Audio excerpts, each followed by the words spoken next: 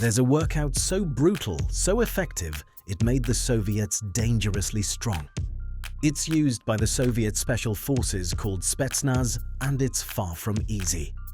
And today, you're one lucky chap because you're about to discover the infamous Soviet workout that's done by the special forces to become savages. But here's a daring question for you. If you had to train for the military, which muscle training would help you get the most reps on a pull-up bar? Comment your answers in the section below.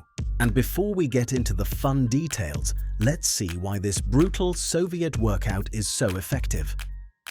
The Soviet strength philosophy. The Soviet system cares about one thing and one thing only. How long can you last? Russian trainer Pavel Tsatsouline has talked about why lifting unlimitedly heavy weights doesn't build as much strength as people would hope.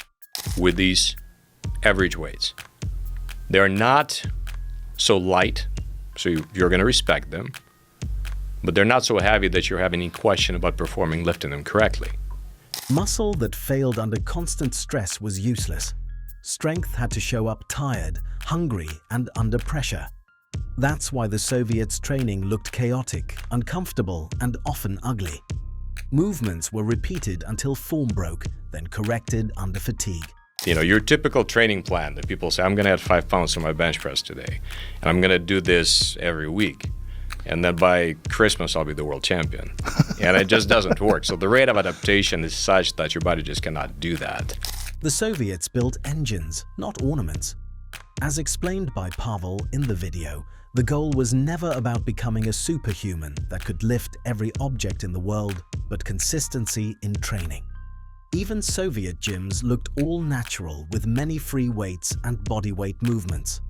Work capacity came first, explosive power followed, resilience tied it all together. Their bodies were solving physical problems all over the place. And that's exactly the type of training Russian special forces or the Spetsnaz use.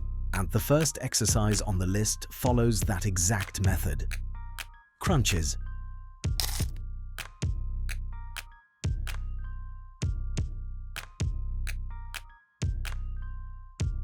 If strength had to survive chaos, the body needed an anchor. That anchor was the core, and the Soviets attacked it relentlessly. They went to crunches, not for a visible six-pack, but for something far more useful: core endurance under fatigue. A tired core is where posture collapses, power leaks, and injuries begin. Soviet coaches knew that if the midsection failed, everything above and below it failed too. High-rep crunches trained the abs to keep firing when the body wanted to shut down. Each rep reinforced the ability to brace, breathe, and transfer force even while exhausted. That meant stronger lifts, better balance, and protection under load. When an athlete sprinted, jumped, or carried weight, the core stayed locked in instead of folding. This is why Soviet athletes looked solid and controlled even late into training or competition. The key detail is when the crunches were done, always after hard work. Fatigue was intentional. It forced the nervous system and musculature to adapt under stress. Over time, this built a midsection that didn't just look strong, it functioned under pressure. For a normal person, the lesson is simple. Stop treating core work like a warm-up or a finisher for aesthetics. Add crunches at the end of tough sessions, use higher reps, focus on slow control and consistent breathing. 2 to 3 sets of 20 to 40 reps is enough. You can even add in some side planks or regular planks for some more burn. You're not chasing a burn, you're training your core to stay alive when everything else is tired. That's the kind of strength the Soviets trusted, and the kind that doesn't disappear when conditions turn ugly. Once the core was forged into an unbreakable unit, the Soviets demanded something harder. They needed a way to move through the forest like an animal. And that's where jump squats came in. Jump squats.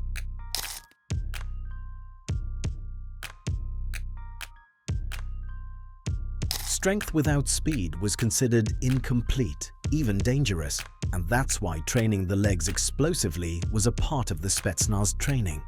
A powerful athlete who couldn't move fast was a liability. Jump squats trained the ability to produce force on command, not just when fresh, but when the legs were heavy and the lungs were burning. Each jump forced the nervous system to fire instantly. Hips snapped open, ankles rebounded. The legs learned to store and release energy like springs, instead of grinding through slow strength. This created elastic power, the kind that carries over to sprinting, lifting, and sudden changes of direction. It's why Soviet athletes moved with a sharpness that looked effortless, even late into training. The real secret was timing. Jump squats were never treated as conditioning fluff. They were placed after strength work, when coordination was harder to maintain. That stress forced the body to adapt.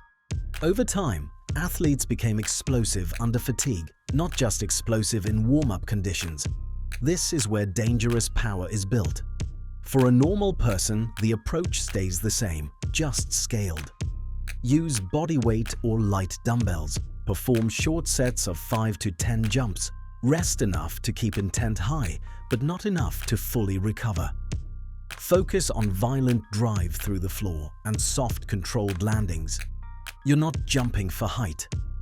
You're training the body to turn strength into action instantly. When power still shows up while tired, you've crossed the line from gym strength into something far more useful. After building that raw, explosive power, the Soviets needed a way to escape danger and climb to places that enemies couldn't reach. That brings us to the third strength exercise, which may be considered somewhat primitive. Rope climbing.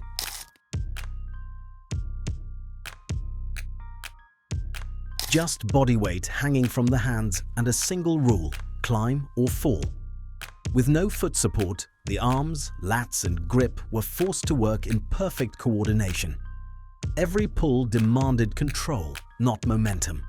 This built thick backs, dense shoulders, and forearms that looked permanently clenched. What made rope climbing special wasn't just strength, it was composure. Hanging from a rope taxes the nervous system. The grip burns, the arms shake, breathing gets shallow. Panic makes you waste energy. Calm keeps you moving. Soviet athletes learned to stay controlled under strain, pulling one hand at a time while fatigue screamed to quit. That mental control carried over to lifting, sprinting, and competition. Rope climbs also trained vertical pulling strength in its rawest form. Unlike pull-ups, the rope moves. It twists, shifts, and punishes sloppy technique. Stabilizers light up. The shoulders are forced to lock in. Over time, this created upper bodies that could handle awkward loads and unpredictable resistance without breaking down. For a normal person, rope climbing can be scaled. Towel pull-ups recreate the grip challenge. Rope rows keep the movement horizontal while maintaining instability. Heavy farmers holds train grip endurance and posture when climbing isn't available. Use slow, deliberate reps. Focus on squeezing the hands and pulling the elbows down with control. This isn't about getting a pump. It's about staying strong when hanging on becomes uncomfortable. Once the hands stop failing early, the rest of the body follows. That's why the Soviets trusted this movement. It exposed weakness fast and rebuilt it into something dependable. The last exercise on the list is something Russian trainer Pavel Tsatsouline introduced in the USA years ago, and it still stands as one of the best strength training regimens today: kettlebell training. Неэффективное упражнение. Long before kettlebells became a fitness trend, the Russians treated them as serious strength weapons. In Soviet training halls, kettlebells weren't used for light circuits or conditioning gimmicks. They were used to build maximum strength, work capacity, and durability at the same time.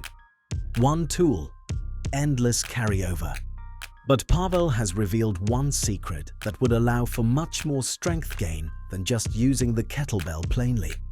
He said that one should keep the same weight for quite some time before increasing the load. Stay at the same weight for several weeks, and then make a bigger jump. So what you're doing pretty much is you are making the adaptations more stable. The key difference was intent. Russian athletes didn't swing kettlebells casually. Every rep was aggressive, precise, and repeated under fatigue. Heavy swings, cleans, presses, and snatches trained the entire posterior chain while forcing the core to stabilize constantly. Because the weight is offset, the body had to fight rotation on every movement. That built deep core strength and joint stability that barbells alone couldn't provide. Kettlebells were also ideal for high-frequency training.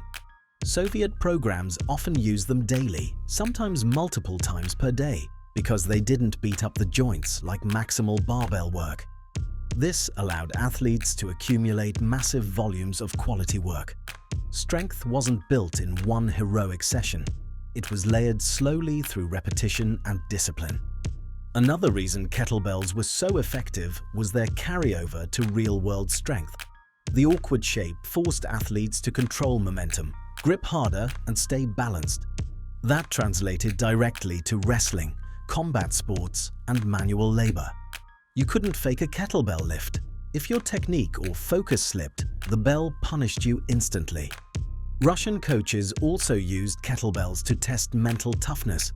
Long sets under fatigue forced athletes to stay calm, breathe, and maintain form while exhausted. This built strength that didn't disappear under pressure. For a modern lifter, the lesson is simple. Use kettlebells heavy enough to demand respect. Focus on swings, cleans, presses, and carries. Keep rest short. Train often. When used this way, kettlebells don't just build muscle, they build maximum usable strength, the kind that lasts when conditions stop being ideal. So, which exercise was your favorite? Comment below and do let us know if you found this information helpful. Check out more videos in the playlist and subscribe for more content like this.